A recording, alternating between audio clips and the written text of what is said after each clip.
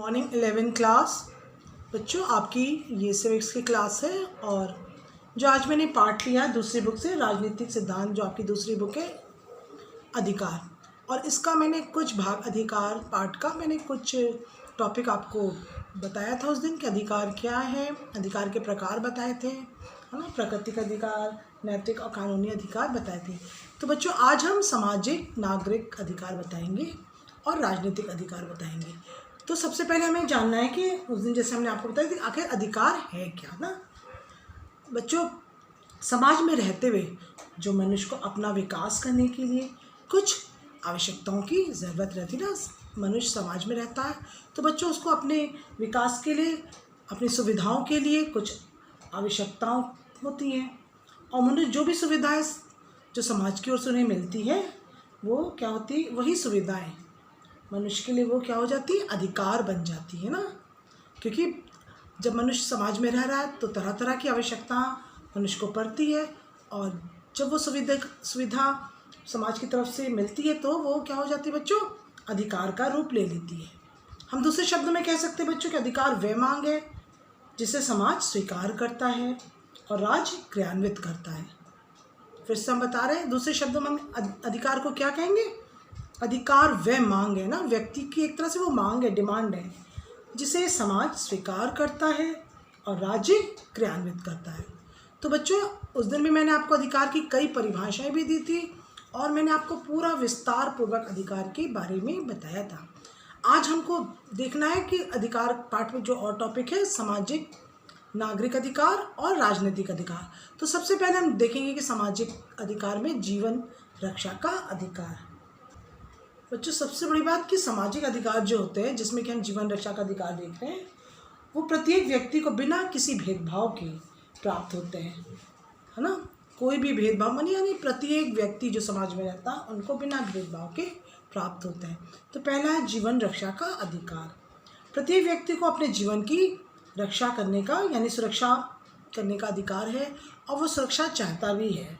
यदि व्यक्ति को जीने का अधिकार प्राप्त ना हो तो उसके जीवन की सुरक्षा ना हो तो उस दशा में उसका सामाजिक जीवन क्या होगा बच्चों, बहुत दुखदायी हो जाएगा ना। और प्रत्येक क्षण उसे अपने जीवन की सुरक्षा के लिए क्या करना पड़ेगा, चिंतित रहेगा, किसी भी कार्य में अपना योगदान नहीं कर सकेगा।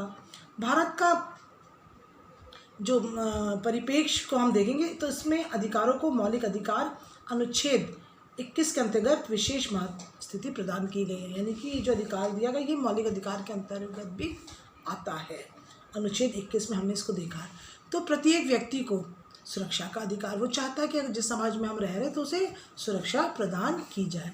फिर हम देखते हैं दूसरा जो सामाजिक है, यानी कि सामाजिक या नागरिक अधिकार, जिसको हम कहते हैं संपत्ति का अधिकार।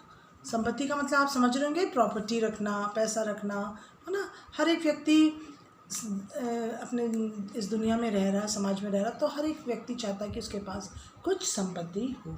संपत्ति व्यक्ति की आवश्यकताओं की पूर्ति एक प्रमुख साधन है ना। इसलिए प्रत्येक व्यक्ति को अपनी इच्छा अनुसार उसका भोग करना, उसका प्रयोग करना, उसको पूरी तरह से यूज़ करने का भी अधिकार प्राप्त है। और इस अधिकार के अंतर्गत व्यक्ति की संपत्ति अर्जित करने का भी ना, यानी कि संपत्ति को जमा करने का भी अधिकार है। वो चाहते हैं कि जिस तरह से प्रॉपर्टी हो, उसके पास पैसा कौड़ी हो, उसके पास अपना खुद हो, है ना। उसे अर्जित करने का अधिकार, खरीदने का अधिकार, बेचने का अधिकार, उसका भोग करने का अधिकार भी है ना। तो कहने का तात्पर्य है कि प्रत्येक व्यक्ति संपत्ति को रखने का अधिकार उसे इस समाज में है और उसके लिए उसको पूरी सुरक्षा भी प्राप्त रहती है। फिर हम देखते हैं शिक्षा का अधिकार। फिर हम तीसरा, शिक्षा का अधिकार। शिक्षा मानव का व्यक्तिगत यानी कि व्यक्तित्व के विकास की आधारशिला है ना। समाज और राष्ट्र विकास की शिक्षित व्यक्ति पर ही आधारित है। हमारा समाज जो है शिक्षित व्यक्ति पर आधारित है। यदि हमारे समाज में लोग शिक्षित नहीं रहेंगे तो हमारा समाज तरक्की बच्चों नहीं कर पाएगा। अतः प्रत्येक व्यक्ति को शिक्षा प्राप्त करने का अधिकार होना चाहिए। यानी प्रत्येक व्यक्ति अपने शिक्षा को, चाहे वो किसी भी प्रकार की हो, चाहे उच्च शिक्षा हो, जैसी भी शिक्षा हो, लेकिन उसको अधिकार है कि वो अपना कहीं भी जाकर, किसी भी कॉलेज में जाकर उस शिक्षा को प्राप्त कर सकता है। फिर हम देखते हैं धार्मिक स्वतंत्रता का अधिकार। मनुष्य को आध्यात्मिक प्रगति के लिए धर्म और जीवन का एक अनिवार्य तत्व है ना बच्चों। मनुष्य की आध्यात्मिक प्रगति के लिए ना, यानी कि आत्मिक प्रगति के लिए धर्म जो है बच्चों जीवन का एक क्या है, अनिवार्य तत्व है ना। धर्म के बिना यानी कि कोई भी मनुष्य है, कोई भी व्यक्ति है, कोई भी नागरिक, किसी भी जाति का, लेकिन हर एक व्यक्ति धार्मिक होता है ना। हर एक चाहता है कि हम धर्म के काम करें, और यदि उसके अंदर उसको स्वतंत्रता बच्चों नहीं मिलेगी तो वो स्वतंत्र रूप से कार्य नहीं कर पाएगा ना। अगर आप पर दबाव डाला जाए कि नहीं आपको यही धर्म अपनाना है, तो क्या होगा, ये सही नहीं होगा ना। क्योंकि हमारा जो देश धर्मनिरपेक्ष है, किसी भी धर्म को अलग से वैल्यू नहीं मिलती, हर एक धर्म को बराबरी से दर्जा दिया गया होगा। ये बात आपने देखो, हर एक धर्म का यहाँ हमारे देश में आदर किया जाता है, हर एक धर्म के लोग रहते हैं, और हर एक धर्म किसी भी धर्म को के साथ अन्याय नहीं करता ना। क्योंकि हमारा देश जो है, भारत देश धर्मनिरपेक्ष है, यानी कि हर एक धर्म किसी को अलग से दर्जा नहीं दिया, किसी को अलग से बढ़ावा नहीं दिया जाता, हर एक धर्म का आदर सम्मान किया जाता, और प्रत्येक व्यक्ति चाहता है कि वो अपने धर्म का अनुसरण करे, है ना। मनुष्य को आध्यात्मिक प्रगति के लिए धर्म का जीवन के लिए क्या बचा, एक अनिवार्य तत्व है, और प्रत्येक व्यक्ति किसी न किसी धर्म का अनुयायी होता है। अनुयायी मतलब वो किसी न किसी धर्म को मानता है।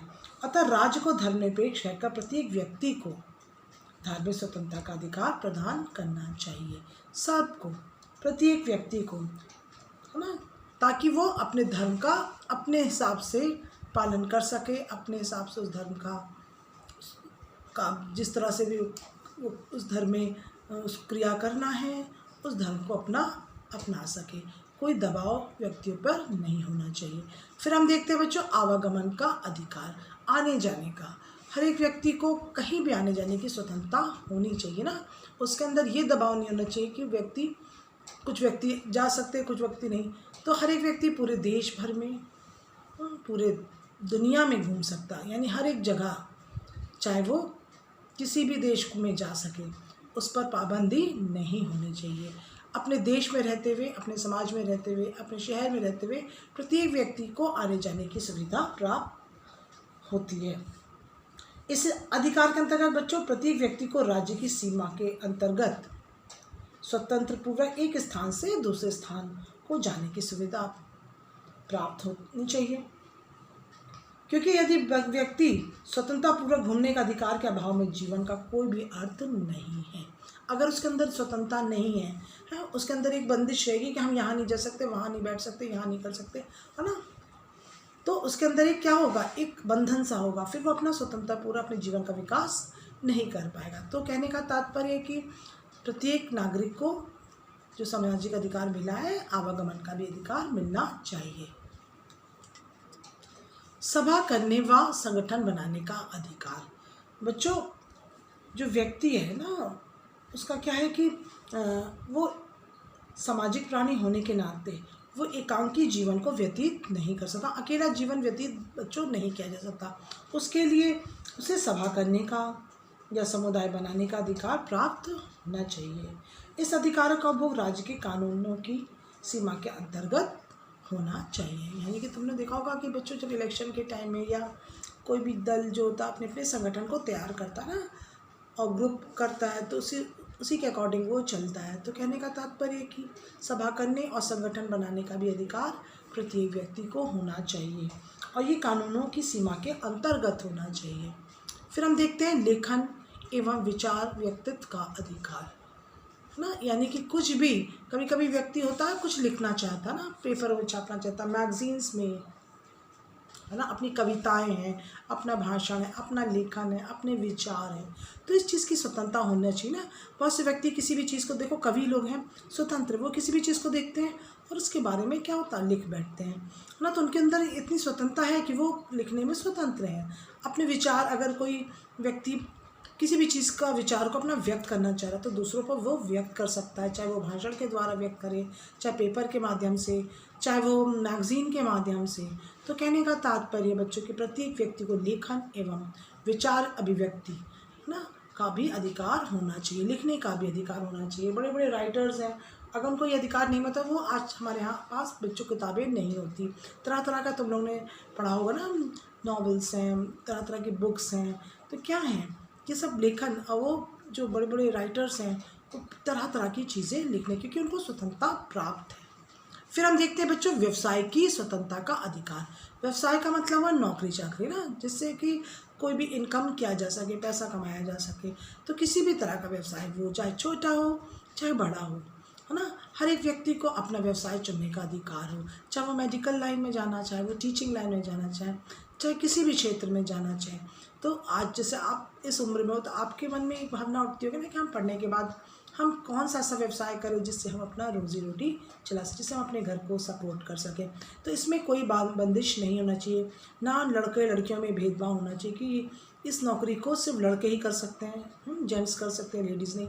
हर एक को, हर एक नागरिक जो सामाजिक व्यक्ति है, जिसको सामाजिक अधिकार प्राप्त है, तो वो अपना व्यवसाय चुनने का अधिकार प्राप्त होना चाहिए। कहने का तात्पर्य कि उस व्यवसाय के अंतर्गत उसकी योग्यता हो, है ना। अगर उसने डॉक्टरी की है ना, तो वो डॉक्टर बनेगा कि नहीं बनेगा, दूसरे अंदर नहीं जा सकता। मतलब जिस तरह का आप कोर्स करके उस नौकरी को प्राप्त करना चाहिए, अपनी योग्यता के अनुसार। पढ़ा लिखा व्यक्ति तो अपनी योग्यता के अनुसार ही वो व्यवसाय को चुनेगा ना। जिसने पढ़ाई लिखाई नहीं की तो वो उस व्यवसाय को क्यों चुनेगा ना। फिर हम देखते हैं बच्चों की मनोरंजन का अधिकार। बच्चों, प्रत्येक व्यक्ति को शारीरिक और मानसिक श्रम करने के उपरांत, है ना, जब आप देखो कभी किसी नौकरी से आओ या किसी चीज़ की थकान, पढ़ते वक्त किसी चीज़ की थकान लग रही है, या कोई मेहनत का काम कर लिया, तो उससे जब वो होता है, जब हटता है, तो इंसान सोचता है कि कोई मनोरंजन हो सके। तो प्रत्येक व्यक्ति को शारीरिक और मानसिक श्रम करने के उपरांत मनोरंजन की क्या होती है बच्चों, आवश्यकता होती है। अतः व्यक्ति को अवकाश के समय मनोरंजन का अधिकार भी प्राप्त होना चाहिए। फिर हम देखते हैं सांस्कृतिक अधिकार। इस अधिकार के अंतर्गत प्रति व्यक्ति को यह अधिकार प्राप्त है कि वे अपनी भाषा एवं साहित्य का अध्ययन व विकास कर सके, है ना। किस किस चीज़ का, अपनी भाषा और अपने साहित्य का। सांस्कृतिक अधिकार के अंतर्गत आता है कि वे अपनी भाषा और साहित्य का अध्ययन व विकास कर सके, और इस अधिकार को बहुत ही महत्वपूर्ण माना गया है। अल्पसंख्यकों के लिए ये अधिकार तो बहुत ही महत्वपूर्ण है। फिर हम देखते हैं बच्चों पारिवारिक जीवन व्यतीत करने का अधिकार। फिर हम देखते हैं सामाजिक या नागरिक अधिकार में सबसे लास्ट अधिकार जो पारिवारिक जीवन व्यतीत करने का अधिकार। हाँ, व्यक्ति परिवार में रहता है, परिवार का मतलब समझते हैं ना, आप लोग परिवार में रहते हैं ना, जहाँ माता पिता बच्चे हों, वो परिवार बन जाता ना। हाँ, कभी कभी कहते हैं ना संयुक्त परिवार, जिसमें दादा दादी भी हुए, नाना नानी सब हों। तो परिवार में सामाजिक जीवन की एक बच्चों क्या एक तरह से आधारशिला है। परिवार से ही बच्चा बहुत कुछ सीखता है ना, उसकी प्रथम पाठशाला होती है।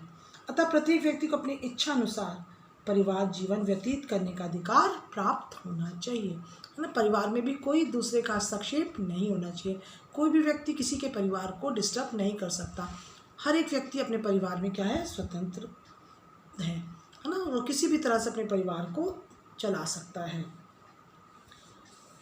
अधिकार प्राप्त होने, परंतु इस अधिकार का ये अर्थ कदापि न रहे कि परिवार समाज की नैतिक सीमाओं का उल्लंघन करे। यानी ऐसा ना हो कि कोई भी परिवार किसी भी जो नैतिक है उसका उल्लंघन कर सके, यानी कोई अत्याचार उस परिवार में ना किया जा सके। हर एक व्यक्ति को अपने परिवार को संभालने का, उसे हर तरह की सुविधाएं देने का अधिकार प्राप्त है, और अपने स्वतंत्र रूप से अपने परिवार को चलाने का, अपना परिवार में रहने का अधिकार है। तो बच्चों, हमने देखा कि सामाजिक या नागरिक अधिकारों को हमने 11 देखे, जिसको मैंने आपको बहुत अच्छे विस्तार पूर्वक से आपको समझाया। फिर हम देखते हैं बच्चों राजनीतिक अधिकार। राजनीतिक अधिकार डॉक्टर बेनी प्रसाद के अनुसार राजनीतिक अधिकार का तात्पर्य उन व्यवस्थाओं से है जिनमें नागरिकों को शासन करने में भाग लेने का अधिकार प्राप्त होता है। डॉक्टर बेनी प्रसाद के द्वारा है ना। अथवा नागरिक शासन प्रबंध को प्रभावित कर सकते हैं। फिर से मैं आपको उनके परिभाषा को आपके सामने रखती हूँ कि डॉक्टर बेनी प्रसाद के अनुसार राजनीतिक अधिकारों का तात्पर्य उन व्यवस्थाओं से है सभी बच्चे ध्यान दें, जिनमें नागरिकों को शासन करने में भाग लेने का अवसर प्राप्त होता है अथवा नागरिक शासन को प्रबंध को प्रभावित कर सकते हैं। राजनीतिक अधिकार के हम देखेंगे निम्नलिखित रूप है। पहला है मत देने का अधिकार। क्या है मत? मत तो आप समझ रहे होंगे, वोट देने का अधिकार। प्रत्येक व्यक्ति, जब बच्चों देखा होगा आपने, 18 साल का हो जाता है ना, एडल्ट हो जाता है ना, तो क्या वो अपने मत का, अपने वोट का प्रयोग कर सकता है ना। प्रत्येक व्यक्ति, ध्यान दीजिएगा बच्चों, मत देने का अधिकार उनको प्राप्त होता है ना। यह अधिकार लोकतांत्रिक शासन प्रणाली के अंतर्गत प्राप्त होता है और इस अधिकार को प्रयोग करने के लिए नागरिक अप्रत्यक्ष रूप से शासन प्रबंध में क्या करते हैं बच्चों? भाग लेते हैं ना। और सामान्यतः 18 वर्ष की आयु पूरा कर चुकने पर भारत नागरिकों को मताधिकार का क्या प्राप्त हो जाता है। कितने वर्ष के बाद? 18 वर्ष के बाद वो अपने मत को सही रूप में मतलब कि उसको प्राप्त कर सकते हैं और सही रूप में उस मत का प्रयोग कर सकते हैं। क्यों? उनको 18 साल के बाद इतनी समझ होती है कि हमें किसको अपना वोट देना है, ताकि वो व्यक्ति अच्छे से जो भी होगा सरकार को अच्छी तरह से चला सके। फिर ये राजनीतिक अधिकार के अंतर्गत आता है। फिर हम देखते हैं बच्चों निर्वाचित होने का अधिकार। मताधिकार की पूर्णता के लिए प्रत्येक नागरिक को निर्वाचित होने का भी अधिकार प्राप्त होता है।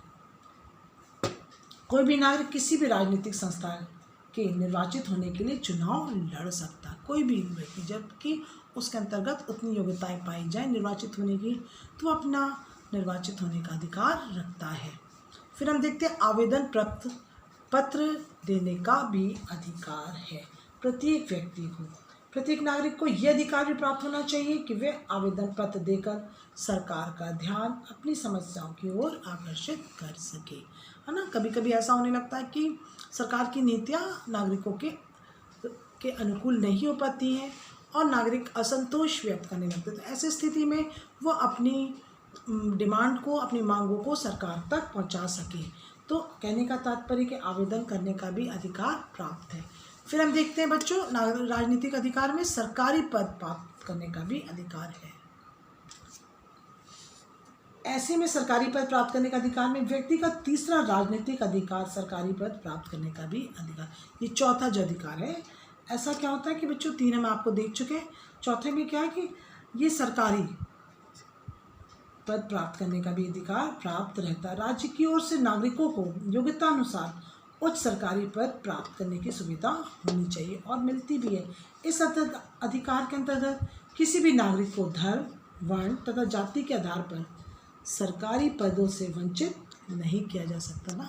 कभी ध्यान दिया होगा, हर एक व्यक्ति सरकारी पद की स्वतंत्रता यानी जो अधिकार मिला वो होता, और ये अधिकार होना भी चाहिए और सरकार की तरफ से प्रत्येक व्यक्ति को ये पद पाने का अधिकार है। बच्चों हमने अभी राजनीतिक अधिकार देखे, अब हम देखते हैं मौलिक अधिकार। हम आपको जो मौलिक अधिकार हैं ये हमने आपको पहली वाली बुक में से जो पार्ट था मौलिक अधिकार वो हम आपको बता भी चुके हैं, लेकिन इसमें से कुछ अंश आपके इस अधिकारों में मौलिक अधिकार के बारे में भी दिया गया, तो हम थोड़ा सा आपको इसके बारे में भी बता देंगे। बच्चों मौलिक अधिकार है ना, ये वे अधिकार हैं जो मानव जीवन के लिए यानी मनुष्य के लिए मौलिक तथा आवश्यक है, बहुत ज़रूरी है। ये अधिकार से वंचित व्यक्ति नहीं रह सकता तथा जिन्हें संविधान द्वारा नागरिकों को प्रदान किया जाता है।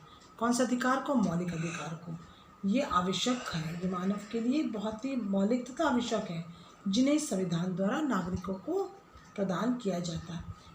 और संविधान में ऐसे अधिकारों की सुरक्षा की भी व्यवस्था की गई है और जिसे हम मौलिक अधिकार कहते हैं। इन अधिकारों की सुरक्षा का भी संविधान में रखा गया। तो कहने का तात्पर्य कि इस मौलिक अधिकार प्रत्येक व्यक्ति के लिए आवश्यक भी है और मूल भी है ना, और मौलिक जीवन के लिए अपनी आवश्यकता को पूरा करने के लिए अधिकार प्राप्त होते हैं और इसकी सुरक्षा के लिए अब आपके क्या बोलते हैं संविधान में, जो भारत का संविधान है उसमें व्यवस्था की गई है।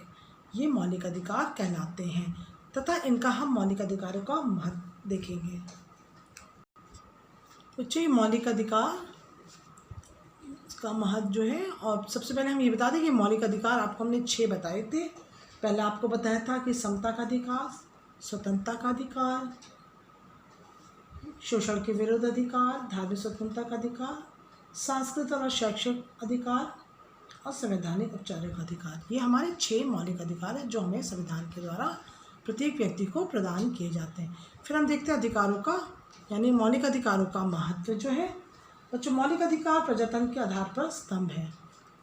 प्रजातांत्रिक के यानी प्रजातंत्र के आधार स्तंभ है, यानी कि जो लोकतंत्र है और व्यक्ति के सामाजिक, आर्थिक तथा नागरिक जीवन के लिए बहुत ही उपयोगी हैं। मौलिक अधिकारों द्वारा उन आधारभूत स्वतंत्रताओं तथा स्थितियों की व्यवस्था की जाती है बच्चों, जिनके अभाव में यानी जिनके बिना व्यक्ति अपने जीवन का विकास नहीं कर सकता। कहने का तात्पर्य इन मौलिक अधिकारों के बिना या इनके अभाव में या इनकी कमी में कोई भी व्यक्ति समाज में अपने जीवन का विकास नहीं कर सकता। ये पहला महत्व है इसका। और हम दूसरा देखते हैं कि मौलिक अधिकार किसी व्यक्ति विशेष के लिए या वर्ग के लिए अथवा दल के लिए या तानाशाही रोकने का प्रमुख साधन भी है। मौलिक अधिकार सरकार एवं बहुमत के अत्याचारों से व्यक्ति की, विशेष रूप से अल्पसंख्यकों की रक्षा करता है। ध्यान दीजिएगा बच्चों, मौलिक अधिकार व्यक्ति की स्वतंत्रता तथा सामाजिक नियंत्रण के मध्य उचित सामंजस्य स्थापित करने का भी प्रयास करता है। किसका? मौलिक अधिकार व्यक्ति की स्वतंत्रता तथा सामाजिक नियंत्रण, है ना, समाज की तरफ से जो नियंत्रण होता है उसके बीच सामंजस्य यानी आपस में तालमेल स्थापित करने का भी बच्चों क्या करता है, मौलिक अधिकार प्रयास करता है। मौलिक अधिकार नागरिकों को न्याय तथा उचित व्यवहार की सुरक्षा भी प्रदान करता है। प्रत्येक व्यक्ति किसी भी अधिकार से उसको वंचित किया जाता है ना, इन मौलिक अधिकारों में दिया गया, वो कोर्ट का दरवाज़ा खटखटा सकते हैं। यानी कि आप न्याय पाने का भी अधिकार है। इस मौलिक अधिकार में आपने देखा होगा कि न्याय पाने का भी अधिकार है, यानी इसके साथ शोषण होता है तो वो उसके विरुद्ध अपना आवाज़ को उठा सकता है। ये राज्य के बढ़ते हुए हस्तक्षेप तथा व्यक्ति की स्वतंत्रता के मध्य उचित संतुलन भी स्थापित करता है। तो बच्चों, हमने मौलिक अधिकार क्या है तथा उसका महत्व को भी हमने देखा। तो बच्चों, आज हमने आपको अधिकार के दूसरे टॉपिक को समझाया, सामाजिक और नागरिक अधिकार। पहले हमने आपको अधिकार के बारे में बता दिया था कि अधिकार वे मांग है जिसे समाज स्वीकार करता है और राज्य क्या करता है बच्चों, क्रियान्वित करता है। फिर हमने सामाजिक या नागरिक अधिकारों के बारे में जो 11 थे हमने आपको बताए और इसको मैंने विस्तार से आपको बताया। फिर हमने राजनीतिक अधिकार के बारे में भी बताया, जो 4 थे उसको भी मैंने विस्तार से बताया। जब आप कॉपी में लिखेंगे, जब मैं आपको दूंगी सामाजिक नागरिक अधिकार का प्रश्न लिखने को, तो आप ध्यान दीजिएगा, सबको डिटेल करिएगा क्योंकि मैंने सारे अधिकार को डिटेल करके बताया है। फिर हमने आपको मौलिक अधिकार क्या, और ये मैंने आपको पहले वाली किताब में भी पूरे सारे जितने 6 अधिकार हैं मौलिक अधिकार, उनको पूरा विस्तार पूर्वक मैंने आपको बताया था। आज मैंने आपको मौलिक अधिकार क्या है बहुत ही शॉर्ट में हमने बताया और अधिकारों का महत्व बताया, क्योंकि ये मौलिक अधिकार मैं आपको पहले वाले चैप्टर में पढ़ा चुकी हूँ। बच्चों, इससे संबंधित मैं आपको प्रश्न दे रही हूँ, आप इसको कॉपी में अच्छे से करिएगा और विस्तार से करिएगा। सबसे पहला प्रश्न, अधिकार क्या है। मैंने आपको इससे पहले वाले भाग में इसी चैप्टर का जो मैंने आपको पहला भाग पढ़ाया था उसमें अधिकार का पूरी परिभाषाएं देकर, उसको तो आप परिभाषा दे के करिएगा। फिर लिखिएगा सामाजिक, जो आज में लिखा सामाजिक तथा राजनीतिक अधिकार क्या है, इनको विस्तार से लिखिएगा पॉइंट वाइज, जैसे मैंने हेडिंग डाल के बताई है। फिर आप दूसरा प्रश्न लिखिएगा मौलिक अधिकार क्या है, इनका महत्व लिखिए। तो जो पहले चैप्टर में मैं आपको बता चुकी थी, संविधान में जो मौलिक अधिकार था पहले वाली बुक में, उसमें से आप मौलिक अधिकार के बारे में से थोड़ा देख लीजिएगा, नहीं तो जो आज मैंने आपको पढ़ाया है उसी में से आप उतना लिखिएगा और इसके महत्व को लिखिएगा। तो बच्चों, मैं अपनी क्लास को, सिविक्स की क्लास को अभी यहीं समाप्त करती हूँ। फिर मैं अब अगली कक्षा में दूसरे चैप्टर को लेके आऊँगी। धन्यवाद।